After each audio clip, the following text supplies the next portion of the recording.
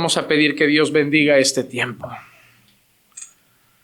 Padre, queremos darte gracias por el tiempo de oración que hemos podido compartir antes de este estudio. Y te podemos, Señor, ponemos este tiempo en tus manos. Queremos, Señor, que nuestros corazones, Señor, ahora se abran ante tu palabra. No solo nuestros oídos, sino también nuestro corazón. Y que veamos, Señor, tu salvación. Que veamos tu juicio. Que veamos a Cristo como nuestra única esperanza. Y salgamos de aquí recordando, Señor, lo bendecidos y afortunados que somos de poder haber sido receptores de tu gracia salvadora. Háblanos hoy, Señor, y sigue edificándonos a la luz del libro de Génesis, un libro que está siendo tan enriquecedor para nuestra vida y que lo va a seguir siendo a lo largo de todos sus capítulos. Habla a tu iglesia, Señor, te lo pido, en el nombre de Jesús. Amén. Amén. Hermanos, nos encontramos con nuestros estudios en el libro de Génesis.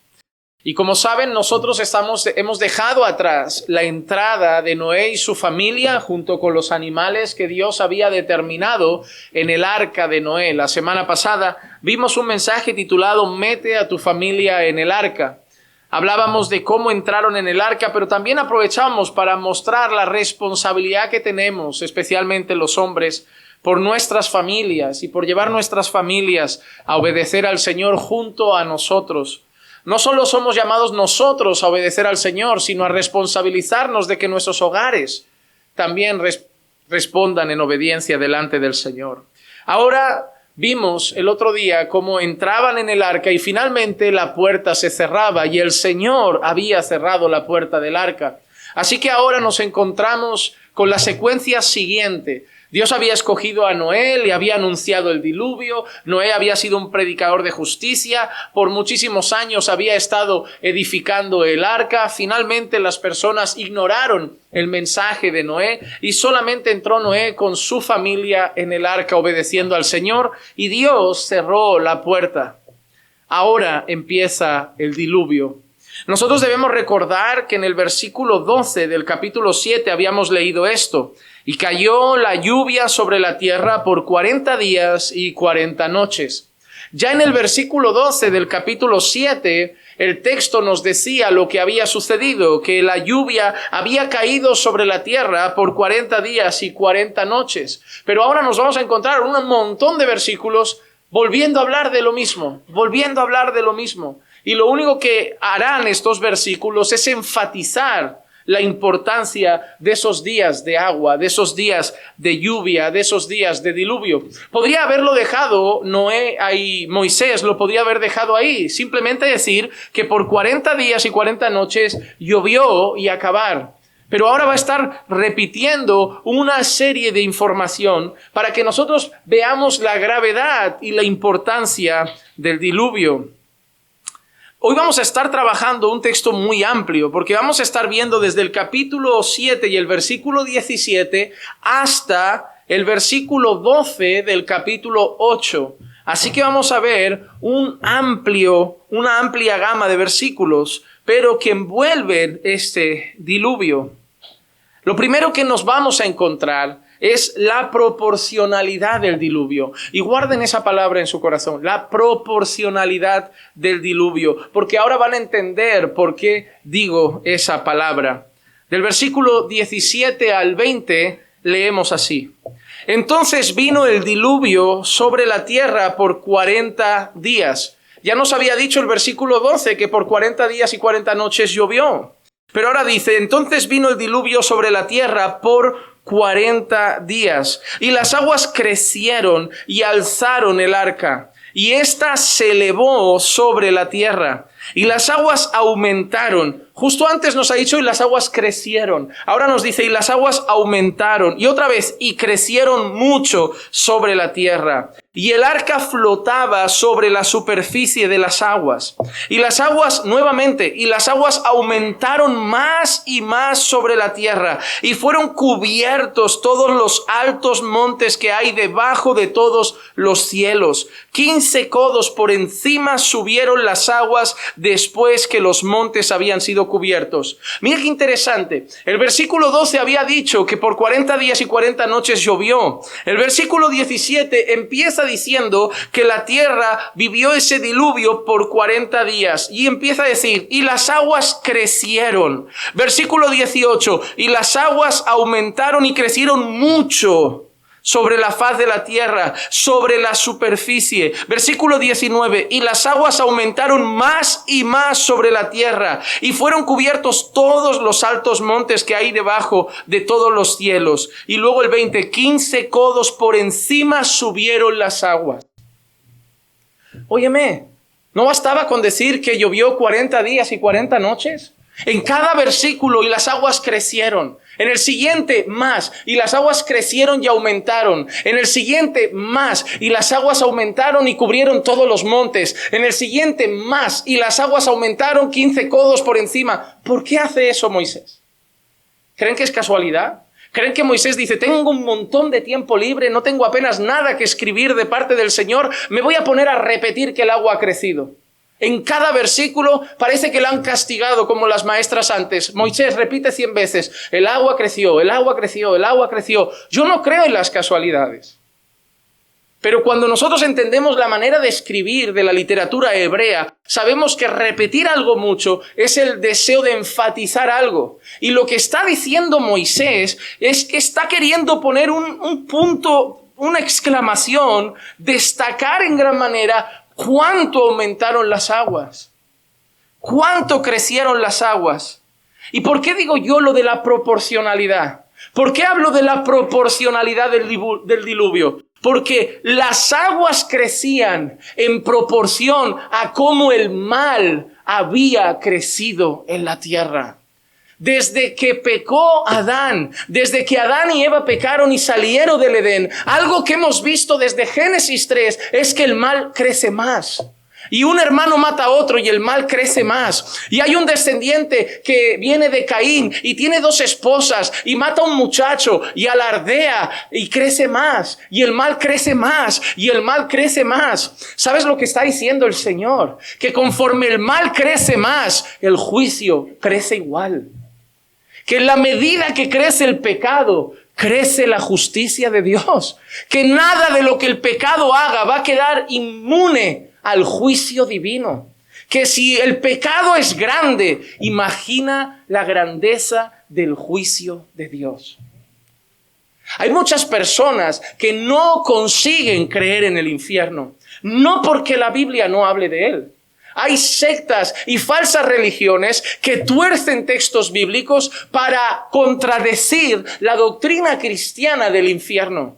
Muchos tuercen palabras, les dan doble sentido, incluso movimientos dicen que no creen en el infierno, sino en el concepto de aniquilacionismo.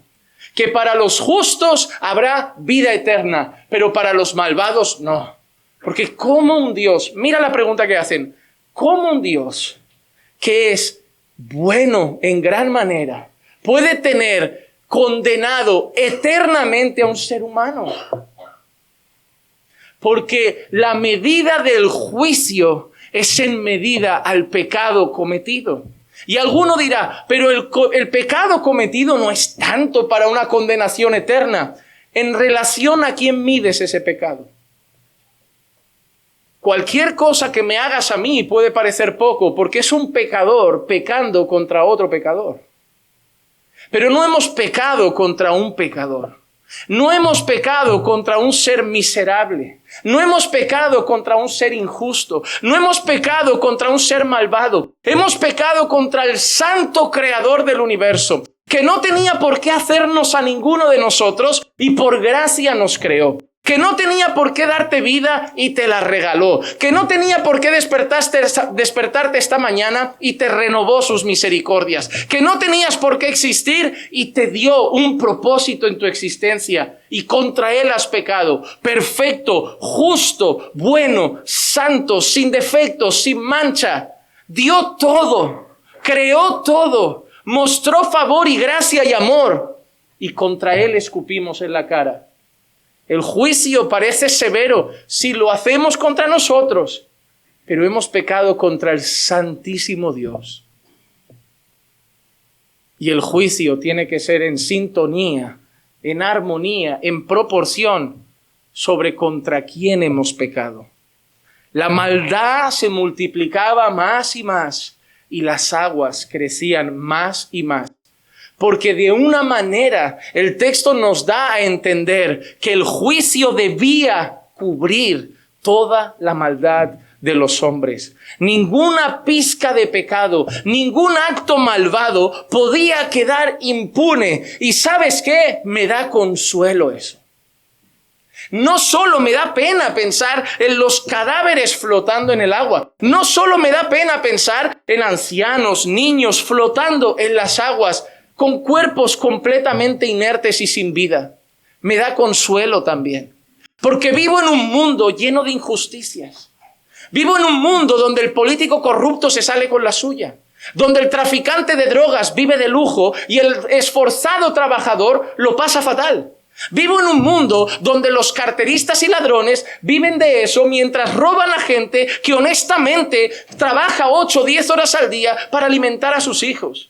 Vivo en un mundo donde los futbolistas que no hacen nada más que chutar una pelota viven como multimillonarios mientras mineros y trabajadores de riesgo que arriesgan su vida viven con lo justo y necesario. Vivo en un mundo donde el violador se sale con la suya, donde el ladrón se sale con la suya, donde el traficante se sale con la suya, donde el mafioso se sale con la suya y encima alardean y se ríen de nosotros porque no podemos hacer nada para evitarlo. Pero me da consuelo saber que así como vino el diluvio, ningún pecado quedará impune. Los jueces de este mundo no lo podrán hacer. Los abogados de este mundo no lo podrán hacer, porque incluso la mayoría de ellos están tan comprados y son tan corruptos como los que cometen esos pecados. Pero el juez de jueces no pasará nada por alto. Y un día cada mafioso, cada asesino, cada violador pasará delante del trono de Dios. Y así como las aguas del diluvio arrasaron con todos los pecados de este mundo y con toda la maldad de esta tierra,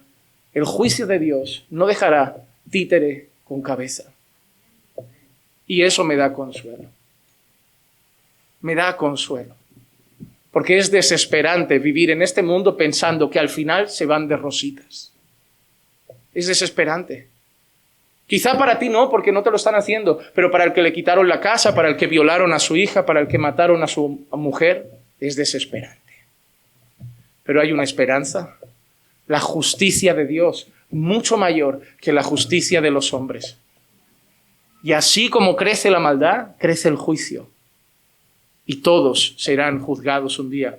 Y nosotros también, con la diferencia de que nuestra maldad fue juzgada en Cristo. Porque reconocimos nuestra maldad, reconocimos nuestra injusticia, reconocimos nuestro pecado y reconocimos que nuestra única esperanza era la misericordia de Dios en Cristo Jesús y su gracia sobre nosotros. En Génesis 6:5 habíamos leído: y el Señor vio que era mucha la maldad de los hombres en la tierra y que toda intención de los pensamientos de su corazón era solo hacer siempre el mal. Por eso las aguas crecían más y más.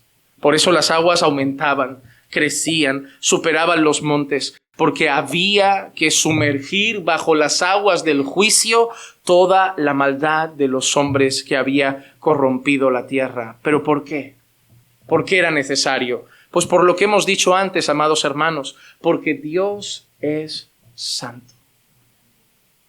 Si no, no sería necesario.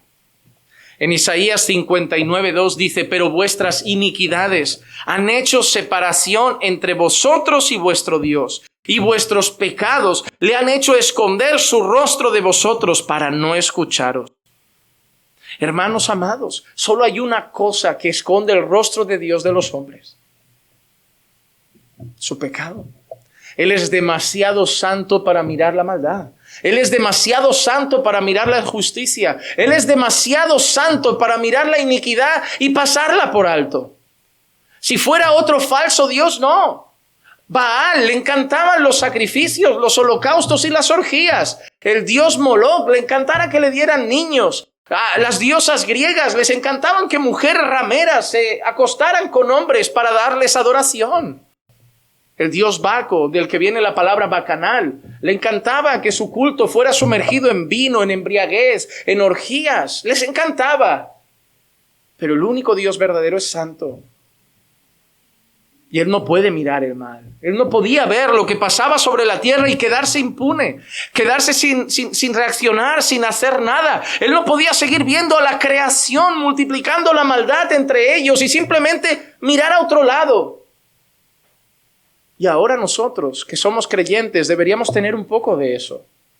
Porque a mí me duele y me preocupa cuando uno dice que es creyente, ve la maldad, ve la injusticia y es capaz de mirar hacia otro lado.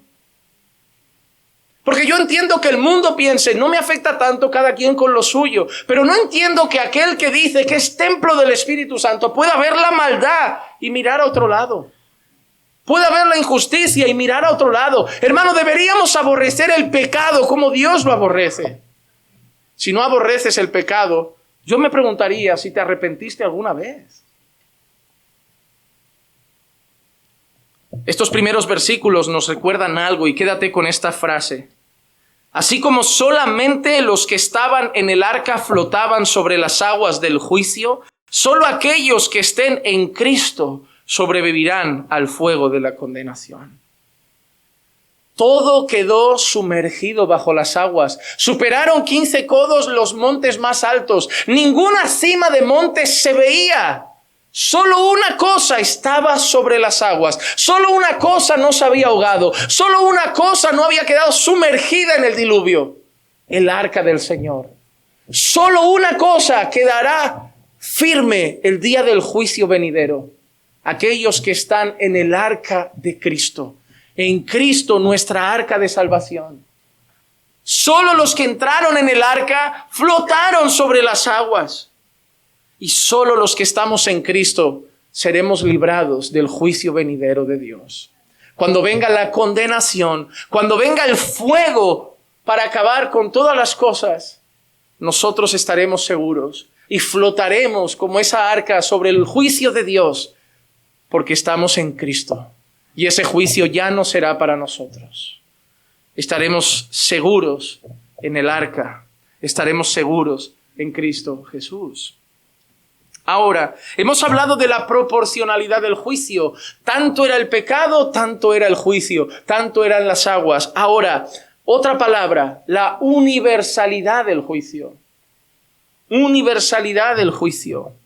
Nosotros hablamos de universalidad cuando algo afecta a todo el universo, a toda la creación. Y los versículos 21 y 22 de Génesis 7 dice: y pereció toda carne que se mueve sobre la tierra, aves, ganados, bestias y todo lo que pulula sobre la tierra y todo ser humano. Todo aquello en cuya nariz había aliento de espíritu de vida. Todo lo que había sobre la tierra firme murió. Todo. Las aves murieron. Las bestias murieron. Los animales que brincaban sobre la tierra murieron. Los abuelos y las abuelas murieron. Las madres embarazadas murieron. Los hombres adultos murieron. Los niños murieron. Los bebés que estaban ahí murieron. Todo lo que tenía aire, aliento de vida, cada ser creado con vida, murió. El juicio alcanzó absolutamente a toda la creación.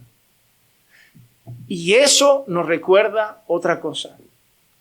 El juicio venidero alcanzará a toda la creación. Ningún ser humano, y ahí sí hablamos de seres humanos, ningún ser humano se librará del juicio de Dios. Toda carne estará bajo el juicio del Señor. En Apocalipsis capítulo 20, el versículo 11 y 12 dice: y vi un gran trono blanco. El martes les recordé qué libro íbamos a empezar después de Gálatas, ¿no? ¿Para qué lo dije? Desde el martes estoy así. ¿Para qué lo dijiste, Juan Manuel? ¿Para qué te has metido en eso? Podías haber dicho otro libro. Pero ¿sabes qué? El martes yo pensaba eso, ¿no? ¿Para qué lo dije? Pero cuando repasaba mis notas y me encontraba con ese texto, entendí para qué lo dije. Porque el libro de Apocalipsis no es para tenerle miedo. Es un libro solemne y un libro muy edificante para la iglesia. Un libro que nos va a mostrar el juicio y también la victoria de Cristo sobre el mal. Y lo vamos a disfrutar. Eso espero. Y vi un gran trono blanco y al que estaba sentado en él, de cuya presencia huyeron la tierra y el cielo, y no se halló lugar para ellos. En primer lugar, mira esa imagen. De cuya presencia escapan, huyen la tierra y el cielo y no se pueden esconder. No se puede esconder la tierra de Él. No se puede esconder el cielo de Él. Te habla de su grandeza. Te habla de la inmensidad de Dios, de la majestad de Dios, de la grandeza de Dios. Nada se puede esconder de Dios, ni cielo y tierra, aunque intentaran escapar, pueden huir de la mirada atenta del Señor. Y vi, y mira lo que dice ahora, y vi a los muertos, grandes y pequeños, de pie delante del trono, y los libros fueron abiertos, y otro libro fue abierto, que es el libro de la vida, y los muertos fueron juzgados por lo que estaba escrito en los libros según sus obras. Y usa esa expresión Apocalipsis, grandes y pequeños. Una expresión que nos quiere mostrar que nadie va a quedar libre del juicio de Dios. ¿Sabes qué? Hitler pasará por el trono de Dios. Pero también el niño que robó a su madre pasará por el trono de Dios. Mussolini pasará por el trono de Dios, pero el hombre orgulloso pasará por el trono de Dios. Los grandes dictadores pasarán por el trono de Dios. Y los ateos que se burlaron de Dios o que no creyeron en Él o que negaron a Jesús pasarán por el trono de Dios, grandes y pequeños. Pero también me deja algo de consuelo, como dije antes, los grandes y poderosos que aquí han podido sobornar jueces, ¿qué le van a dar a Dios? Porque al juez le puedes dar una casa, le puedes dar un coche, una mansión, una vida de lujo, pero ¿cómo vas a llegar a Dios, el dueño del oro y la plata, y decirle, ¿qué quieres que te dé? Todo es mío. No me puedes comprar. A los hombres podías.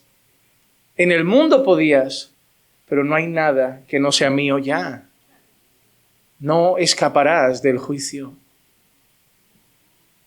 Por mucho tiempo miro como falsos apóstoles y maestros, como verdaderos atracadores sin pistola, atracan el corazón de los ingenuos y les sacan todo. Trasquilan a las ovejas, les arrancan las vestiduras, los dejan casi en la miseria, mientras a costa de la fe, sin sentido de muchos, la ingenuidad, acaban aprovechándose de los ingenuos para vivir vidas de lujo. Hacen mercadería de las personas. Y a veces me pregunto, Señor, y siguen ahí, y siguen ahí. Te voy a ser honesto, si fuera por mí, seguro que más de un rayo había caído ya. Pero no va a caer porque Dios sabe cómo hace las cosas. Pero los veo y veo sus discursos y cómo mienten y cómo extorsionan, incluso cómo retuercen la Biblia para sacar dinero a la gente. Y veo que se compran mansiones en el nombre de Dios y yates en el nombre de Dios y casas por Miami lujosas que ni siquiera uno de sus miembros se puede permitir. Pero grandes y pequeños estarán delante del trono. Esos falsos apóstoles pasarán por el trono. Esos falsos maestros pasarán por el trono. Esos dictadores pasarán por el trono. Esos corruptos pasarán por el trono. Pero el joven que murió con 15 años, habiendo sido simplemente un niño de espaldas a Dios también. El hijo de un creyente que fue a la iglesia durante 17, 18, 19 años, 20, murió. Escuchó el evangelio, pero nunca quiso arrepentirse de sus pecados y creer en Cristo también. La abuela tierna que nos hacía galletitas y leche con chocolate, que nos mimaba y nos daba una monedita a escondidas de nuestra madre, pero que no se entregó a Dios también. Grandes y pequeños. Porque así como las aguas mataron a todo lo que tenía vida, el juicio será sobre todos los que tuvieron vida. El juicio será sobre todos. Nada ni nadie escapará del juicio de Dios. Déjame decirte algo y espero que te lo tomes con advertencia, pero desde el amor. Tu madre no conoce a Dios, será un día juzgada por Él. Tu hijo no conoce a Dios, será un día juzgado por Dios. Tu hermano, tu hijo, tu madre, tu abuelo, tu esposo, tu esposa no conocen a Dios, pasarán delante del trono. ¿Sabes? Tú estarás en gloria. Tú estarás recibiendo los galardones que se te serán concedidos en el tribunal de Cristo, pero tus seres queridos pasarán delante del trono blanco y serán condenados por toda la eternidad. No importa que nos rechacen, hablemos del evangelio, testifiquemos a Cristo, seamos luz para ellos y seamos un ejemplo del poder transformador del evangelio, porque yo no quiero ni imaginar estar en gloria y pensar por un instante que aquellos que tanto amé están pasando uno por uno delante del trono blanco de Dios y que serán condenados por toda la eternidad. Solo los que estaban en el arca no murieron de la misma manera. Solo los que estén en el libro de la vida no morirán. Apocalipsis 20:15 dice, y el que no se encontraba inscrito en el libro de la vida fue arrojado al lago de fuego. ¿Tu nombre está escrito en el libro de la vida? ¿Te has dado cuenta? Lo que más me importa no es si tienes una casa en propiedad. Lo que más me importa no es si tienes un coche en propiedad. Lo que más me importa no es qué cosas tienes a tu nombre. Lo que más me importa es si tu nombre está en el libro de la vida. Porque prefiero de corazón que llegues al final de tus días sin casa propia y sin coche, pero con el nombre escrito en el libro de la vida, a que tengas 2 casas y 4 coches, pero te presentes ante el trono sin que tu nombre esté en el libro de la vida. Padres, les estáis dando la mejor educación a vuestros hijos. Os quitáis ropa para que vistan buena. Lleváis móviles de basura para que lleven los iPhone. Tenéis camisas de hace 2 años o 4 para que ellos cambien de camisa cada mes. Porque creéis que eso es amor. Al revés, vosotros trabajáis duro y ellos se llevan el beneficio. Les estáis enseñando que sin esfuerzo ellos tienen más que vosotros. Porque ya se esfuerza papá. No les estáis enseñando a ganarse las cosas. Pero padres, os estáis dando en cuerpo y alma para que no les falte nada material. Para que no les falte nada en la universidad, para que no les falte educación, para que no les falte teléfono. ¿Quieres bambas? Tómalas. ¿De qué marca? ¿Quieres teléfono? ¿Cuál? Y no se conforman con cualquiera. Tiene que ser 5, 6, 8G. El iPhone, el 14, no, ya salió el 15. El Samsung, el 21, ya van por el 23. Y la Play ya van por la 8. Y la equipación del Barça, de la barata de 20 euros, de esa que venden en la calle, no, de la de 90 euros la camiseta. Y tú en el Primark. Pero es amor. Amor es predicarles para que su nombre esté en el libro de la vida. Porque tu hijo se puede ir con las Bambas Jordan, el iPhone 15, la ropa de marca y con la carrera universitaria al infierno si no está su nombre en el libro de la vida. Sí, dales buena educación, no te digo que no. Dales lo que tú quieras material. Eres su padre, te entiendo, dáselo si quieres, pero dales el evangelio. He visto niños de 15 años tener accidentes. Yo siempre recomiendo a las personas mirar las esquelas de los periódicos, porque pensamos que todos van a tener 90 años. Y en todas las esquelas hay alguien de 30, de 25. Ahora vienen fiestas navideñas, pero días en los que los jóvenes salen el 24 en la noche, cenan con la familia y se van de fiesta. Comen con la familia y se van de fiesta. Y el 31 nosotros entraremos orando al Señor o entraremos en familia, pero ellos esperarán que acabe esa comida para ir de fiesta. Y no hay día que circulen más las ambulancias por nuestro país que Nochebuena, Navidad, Año Nuevo, San Juan y todas las fiestas que tenemos. Porque para muchos padres es el último día que le dicen adiós a sus hijos. Y muchos hijos no están escritos en el libro de la vida. Nosotros no podemos salvarles, pero debemos predicarles.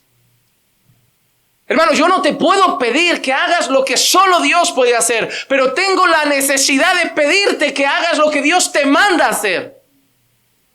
Yo no voy a exigirte el resultado, pero sí la responsabilidad que Dios te ha dado. Que sus palabras en el camino, en la entrada, en la salida, en el levantarte, en el sentarse, en los postes de tu casa, estén escritas ahí. Seguimos con nuestro relato y nos muestra ahora los siguientes dos versículos, 23 y 24, nos muestran, terminando el capítulo 7, el exterminio de Dios. Mira qué título, parece una buena película. Dios el exterminador. Sí, amados hermanos, porque no los exterminó el diablo. Sí, ¿verdad? Ese señor de barba blanca, anciano, viejito, que pasa todo por alto. Es el Dios del diluvio. Dios no ha cambiado. Es el mismo ayer, hoy y siempre. Y no dice que fue el diablo, porque el versículo 23 dice, exterminó pues el Señor. Y eso me gusta leerlo. Porque vivimos en una cultura, especialmente los cristianos o los evangélicos, de que me va mal en el trabajo, está reprendido. Es el diablo. Me va bien en el trabajo, es una bendición. Llegó una enfermedad, espíritu de muerte, espíritu de enfermedad, es el diablo. Llegó dinero, es el Señor. ¿Y si te dijera que a veces el de la enfermedad es el Señor y el del dinero es el diablo? ¿Y si te diría que el Señor no es una, ni dos, ni tres veces que ha usado enfermedades para volvernos más humildes, para llevarnos más a su presencia, y el diablo ha usado el dinero para seducir? No lo que sienta bien a la carne viene de Dios, lo que hace bien al alma viene de Dios. Cuando la Biblia dice todo coopera para bien de los que aman a Dios, no dice que todo sienta bien, dice que todo sirve para bien. Y a veces lo que sirve para bien no sienta bien. Siempre he dicho esto y siempre lo diré. Si yo me parezco un poco más a Jesús hoy, y espero que por la gracia de Dios cada año me parezca más, pero si hoy me parezco un poco más a Jesús, no es por los verdes pastos, es por los valles de sombra de muerte. Porque han roto mi corazón, me han llevado a desesperarme, me han llevado a orar, me han llevado a arrepentirme profundamente, a machacar mi ego y mi orgullo y a reconocer que soy un miserable que necesita al Señor. Cuando todo va bien, a veces se nos olvida. Y el Señor, que te ama, muchas veces usa arduas y duras pruebas para tratar contigo para tu bien.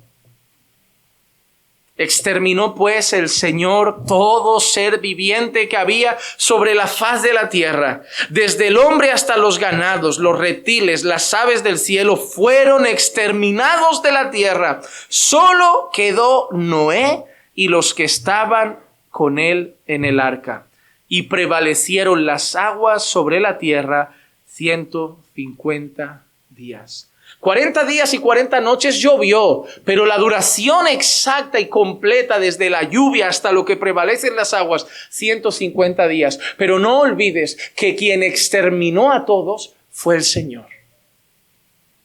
Quien mandó a un rey ir a una nación y matar a todos, y dijo literalmente mujeres, niños, todos, fue el Señor. Quien se tragó a un pueblo en el desierto fue el Señor. Quien mandó fuego y azufre sobre unas ciudades fue el Señor. Quien mató a Ananías y Zafira por mentir sobre una herencia o un dinero que habían recibido fue el Señor. Fue el Señor. No fue el diablo, fue el Señor.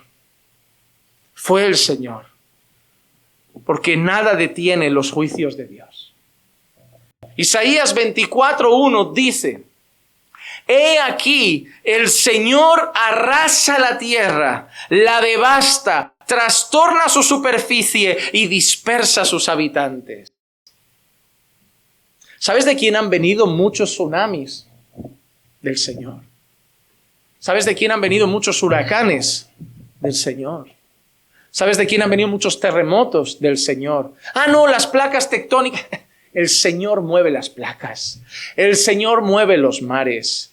Si el Señor sopla un poquito, una ligera brisa, inunda una ciudad.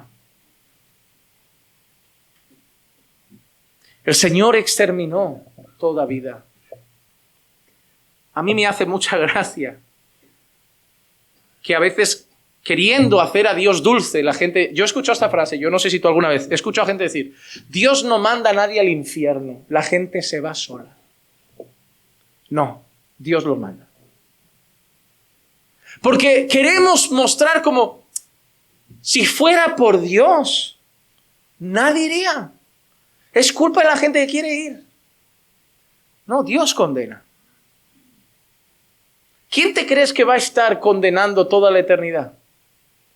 La gente cree que Dios va a estar arriba en gloria con nosotros y abajo va a estar ¿quién?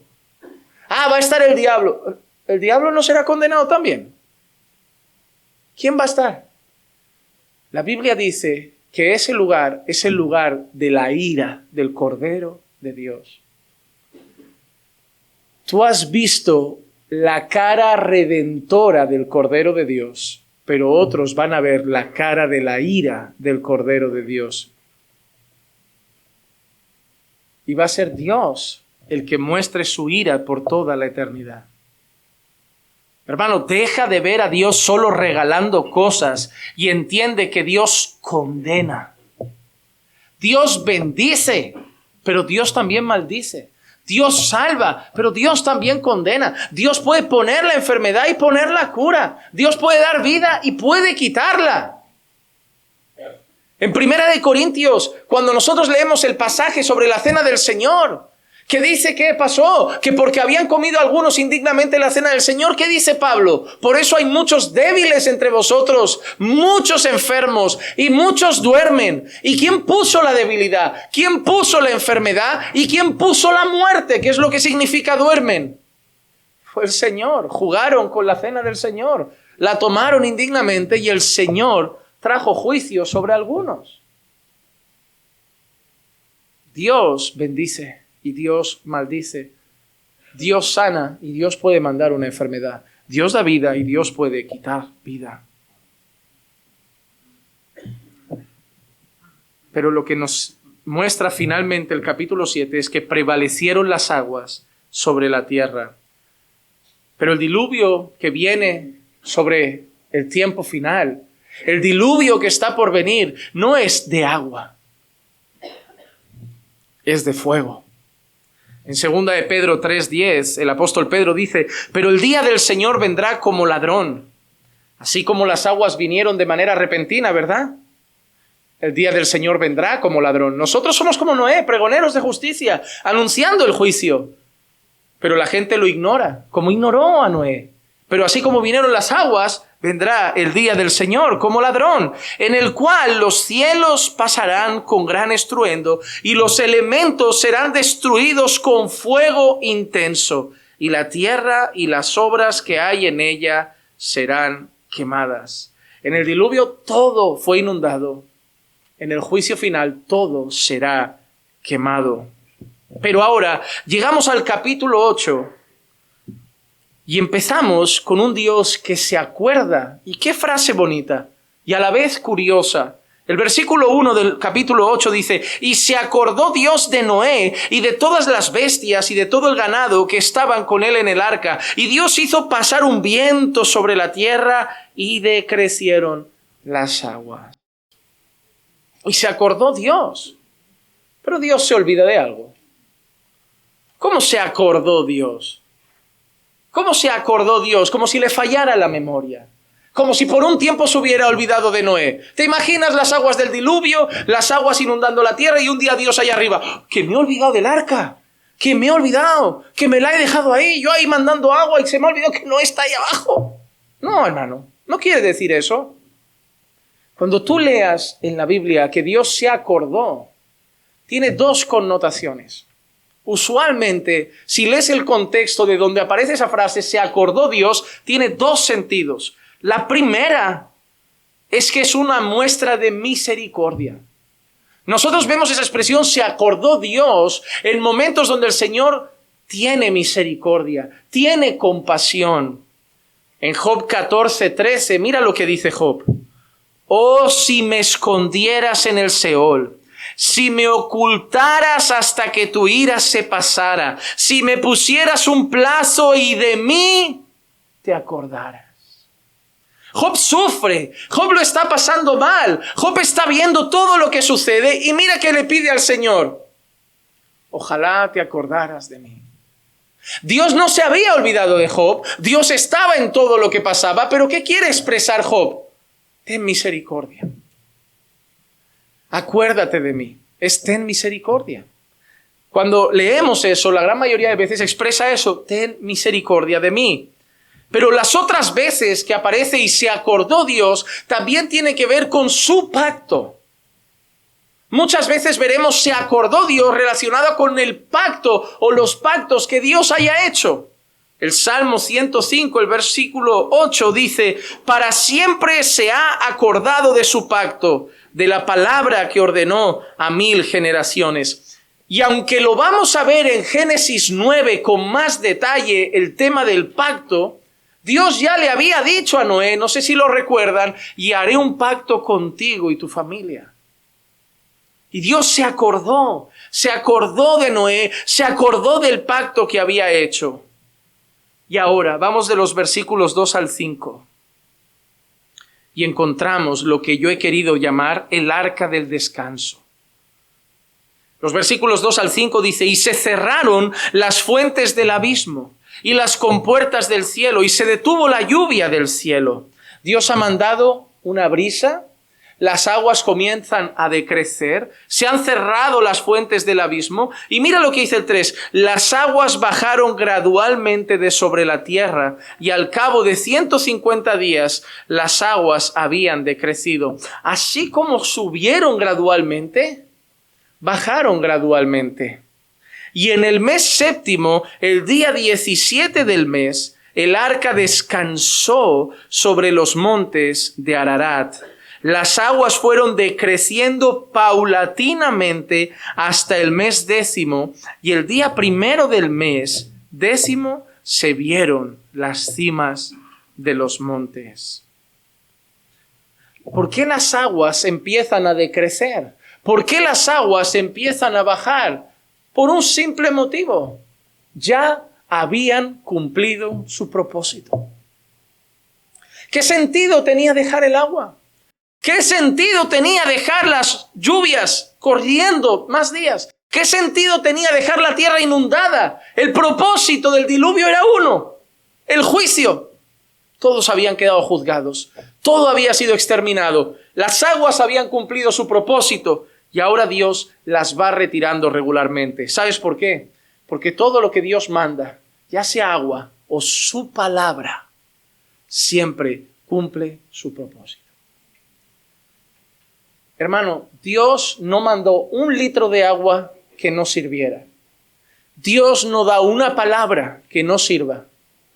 Y grábate esto en tu corazón. Jesús no derramó una gota de sangre que no sirviera para redimir.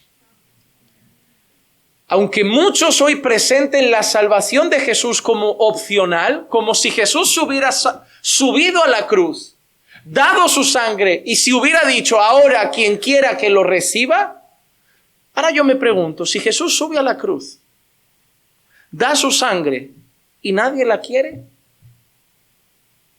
porque la Biblia dice que nadie busca a Dios. Pero es que Jesús no subió a la cruz para decir, quien quiera que la reciba. Jesús subió a la cruz y dijo, consumado es. Él vino a salvar a su pueblo. Él dio su vida por su pueblo. Ninguna gota de sangre fue tirada a la basura. La sangre de Jesús no fue opcional. La sangre de Jesús fue efectiva. Las aguas cumplieron su propósito, así como la palabra de Dios. Isaías 55, 10 y 11 dice, porque como descienden de los cielos la lluvia y la nieve, y no vuelven allá, sino que riegan la tierra, haciéndola producir y germinar, dando semilla al sembrador y pan al que come, así será mi palabra que sale de mi boca. No volverá a mí vacía, sin haber realizado lo que deseo y logrado el propósito para el cual la envié. Qué consuelo saber que cuando la palabra sale, nunca vuelve vacía. Qué desesperante sería para un predicador decir, voy a predicar y no va a pasar nada. No, va a pasar. Va a pasar. Pero pastor, ¿y si predicas y nadie cree? A veces el propósito es juicio. Te presenté a Cristo y lo negaste. La palabra cumplió su propósito. Mañana no tienes excusa. Ese era el propósito. A veces creemos que la palabra cumplió su propósito cuando se salva a alguien, que la palabra cumplió su propósito cuando algo pasa que nos agrada, pero cuando alguien se enfada contra la palabra también cumple su propósito. Porque por muchos será rechazada, por muchos será odiada. Y Dios cumple su propósito para salvar, pero también cumple su propósito para condenar. Pero así como las aguas no volvieron vacías sin cumplir su propósito, la palabra de Dios nunca vuelve vacía. ¿Sabes por qué predicamos los martes, los jueves, los domingos? Porque sabemos que Dios cumplirá su propósito con cada sermón. Los discursos de motivadores a veces vuelven vacíos. Los discursos de coach a veces vuelven vacíos. Los discursos de conferencistas a veces vuelven vacíos. Pero la predicación de la palabra no. Por eso Dios no quiere que cuente mis sueños, que cuente mis testimonios, que cuente mis vivencias. Dios quiere que prediquemos su palabra. Porque esa nunca vuelve vacía. Pero cuando yo leía ese pasaje recordaba algo. Noé había estado en el arca y yo no creo que, sí, el arca flotó, pero yo me imagino que suave no habrá sido el tránsito. Quieras o no, el viaje debe haber sido duro, el viaje debe haber sido complicado, el zarandeo de las aguas se debe haber notado, pero finalmente encontró reposo en el monte Ararat. Tu vida y la mía, amado hermano, aun estando en Cristo, a veces tiene zarandeo, a veces las olas nos zarandean y nos sacuden, a veces los tiempos son complicados, pero déjame recordarte algo. Sigue firme en el arca porque llega nuestro reposo. Ya está viniendo, ya vamos a reposar por siempre. No habrá más zarandeo. Pero donde el Señor manda juicio, donde el Señor manda dificultad, Dios también es un Dios que manda consuelo. En Isaías 54:11 dice, oh afligida, azotada por la tempestad. Mira qué bonita esa expresión. Azotada por la tempestad, sin consuelo, he aquí, yo asentaré tus piedras en antimonio y tus cimientos en zafiros. No importa cuán azotada hubiera estado el arca, el Señor la puso sobre el monte Ararat. No importa cuán azotado sea nuestra vida, nosotros estamos seguros en el Señor. En Él tenemos seguridad y en Él tenemos consuelo. Vamos a nuestros últimos versículos del 6 al 12, con este último fragmento que he titulado El cuervo y la paloma.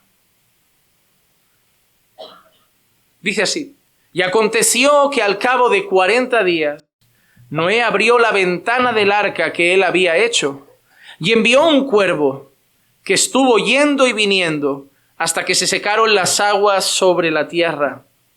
Después envió una paloma para ver si las aguas habían disminuido sobre la superficie de la tierra. Pero la paloma no encontró lugar donde posarse, de modo que volvió a él, al arca, porque las aguas estaban sobre la superficie de toda la tierra. Entonces extendió su mano, la tomó y la metió consigo en el arca. Esperó aún otros 7 días y volvió a enviar la paloma desde el arca. Y hacia el atardecer, la paloma regresó a él, y aquí en su pico traía una hoja de olivo recién arrancada. Entonces Noé comprendió que las aguas habían disminuido sobre la tierra. Esperó aún otros 7 días y envió la paloma, pero ya no volvió más a él. Muchos comentaristas se preguntan el por qué cada 7 días manda un animal, por qué no cada 2, cada 3. Y la mayoría concluyen que Noé estaba respetando el día del Señor y mandaba a la paloma cada 7 días porque era días de adoración. Era el día del Señor y esperaba ese momento solemne para ver qué había pasado. También muchos hablan de lo que representa el cuervo y de lo que representa la paloma. Algunos consideran que el cuervo representa la carne, el esfuerzo humano por la salvación nuestra y que al final nunca vuelve al arca, nunca puede estar en Cristo. Otros que la paloma representa al Espíritu de Dios, la gracia salvadora, que al final con esa hoja de olivo en su pico nos está recordando el Getsemaní, donde nuestro Señor Jesucristo sería aplastado como aceite, como una oliva prensada. La verdad, no lo sabemos. Afirmar esas cosas, yo creo que entra dentro de las especulaciones. Todo es posible, pero también poco probable. Y que simplemente fuera el hecho de enviar esos animales en búsqueda de vida, de tierra seca. Lo que sí es cierto es que Noé enviaba a los animales porque creyó en la promesa del Señor. Si yo desconfiara que habría salvación, no mando un animal tras otro. Pero cuando Noé vuelve a mandar a la paloma, está confiando que un día las aguas bajarán, volverá a la tierra seca porque el Señor lo prometió. El Señor prometió que él no iba a morir. El Señor prometió que él había hecho un pacto con él y su familia. Y cada vez que Noé manda la paloma, cada vez que Noé manda ese animal, está diciendo desde su corazón: yo creo en tu promesa.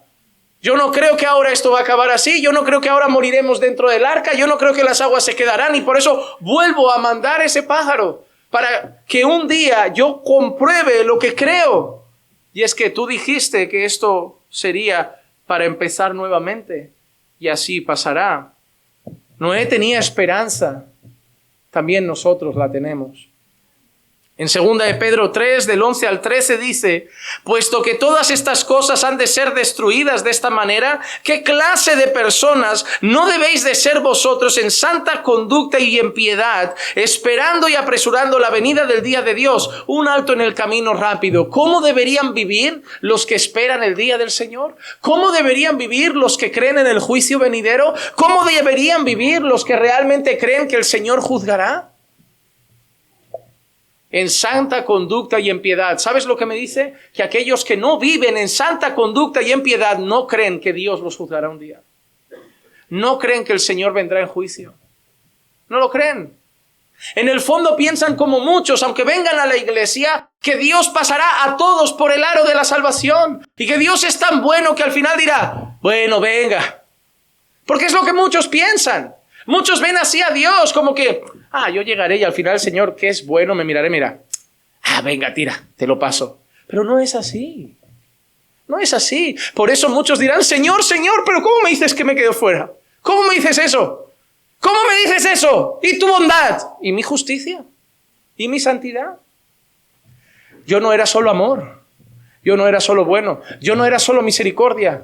Yo era santo, santo, santo. Soy santo, santo, santo. Y aquel que sabe que va a estar delante del santo, santo, santo, se esfuerza por vivir una vida en santa conducta y en piedad, esperando y apresurando la venida del día de Dios, en el cual los cielos serán destruidos por fuego y los elementos se fundirán con intenso calor. Pero según su promesa, nosotros esperamos nuevos cielos y nueva tierra en los cuales mora la justicia. Noé sabía que vendría el diluvio, pero sabía que vendría tiempo de bonanza y por eso mandó los pájaros, porque sabía que el tiempo de bonanza iba a llegar tarde o temprano. Nosotros vemos que el mundo está de mal en peor, nosotros vemos que hay guerras y rumores de guerras, nosotros vemos que hay nación contra nación, que hay hambruna, muerte y destrucción, pero tenemos una confianza: esto será consumido. Pero nuestra esperanza no solo está en el juicio, sino en lo que vendrá después. Cielos nuevos y tierra nueva. El paraíso que perdió Adán lo veremos otra vez recuperado. Y yo vivo con esa esperanza.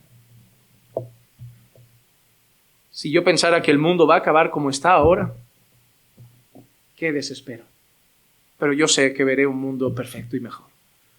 Lo veré porque Dios lo ha prometido. Y Dios no es hombre para mentir, ni hijo de hombre para arrepentirse. Noé tenía esperanza, tú y yo tenemos esperanza. Por eso termino este mensaje con una pregunta. ¿Estás preparado para la venida del Señor?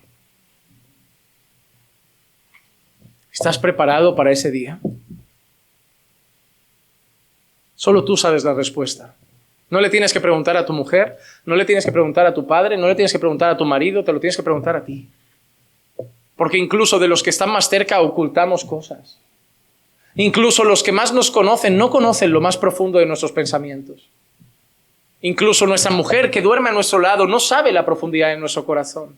Solo yo sé la verdad de mí. Solo yo. Yo puedo ser el mejor de los actores, incluyéndome delante de mi esposa y mi familia. Y solo yo conocer lo que pasa cada día por mi cabeza, los sentimientos que hay en mi corazón. Solo yo sé si estoy preparado para el día del Señor. Solo yo. Muchos se podrán llevar sorpresas esperando que haya gente que no estará. Y gente que pensamos que nunca moriría en condenación, acabará siendo condenada por toda la eternidad. En el cielo y en el infierno habrán sorpresas. En la gloria eterna y en la condenación eterna habrán sorpresas. Para Dios no, pero para nosotros sí. Por eso si yo te hago una pregunta a ti, no le pregunto a tu marido, ni a tu madre, ni a tus hijos. Te pregunto a ti que te conoces y sabes lo que hay dentro de ti. ¿Estás preparado para la venida del Señor? Mateo 24, 38 y 39 dice: pues así como en aquellos días antes del diluvio estaban comiendo y bebiendo, casándose y dándose en matrimonio, hasta el día en que entró Noé en el arca y no comprendieron hasta que vino el diluvio y se los llevó a todos, así será la venida del Hijo del Hombre. ¿Estás comiendo, casándote, dándote en casamiento, trabajando, viviendo?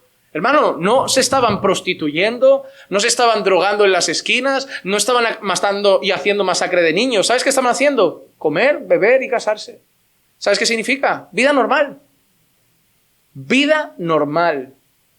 No, siempre tenemos la idea de que estaban todos ahí, entre drogas y prostitución y asesinato. No, estaban haciendo vida normal. Trabajando, comiendo, comprando, bebiendo, charlando, pero ignorando el mensaje de Dios. Yo no te pregunto si te estás prostituyendo, drogando, emborrachándote. Te pregunto si estás haciendo una vida normal, sin pensar en Dios y su palabra. Porque cuando venga el Hijo del Hombre, la gente estará haciendo una vida normal, sin esperarlo. Porque ha dicho Pedro que nosotros lo aguardamos. Vivimos cada día esperándolo. El resto del mundo vive su vida normal, simplemente no lo espera. Y yo vivo mi vida normal esperando al Señor. Y esa espera me hace vivirla dándole prioridad en santidad, piedad y justicia. ¿Estás preparado para ese día? ¿O vives como si el diluvio que está por venir no fuera a llegar? Llévate esa pregunta a tu casa, medítala en el Señor y responde delante de Dios esta noche. Vamos a orar. Padre, te damos muchas gracias por tu palabra en el día de hoy. Gracias por un día más hablar a nuestras vidas y a través de este libro de Génesis, Señor, seguir tratando con nuestros corazones. Señor, tu palabra es perfecta y yo sé, como hemos leído hoy, que no volverá vacía, que hoy este mensaje cumplirá su propósito en el corazón de cada uno conforme a tu voluntad. Que podamos, Señor, vivir nuestras vidas aguardando el día de la venida del Hijo del Hombre. Esperando, Señor, lo que está por venir y con un corazón que vive cada día diciendo, Maranata, ven, Señor Jesús. Yo he llevado esta palabra a sus oídos, Señor. Lleva tú la palabra a los corazones. Te lo ruego, en el nombre de Jesús. Amén, amén y amén.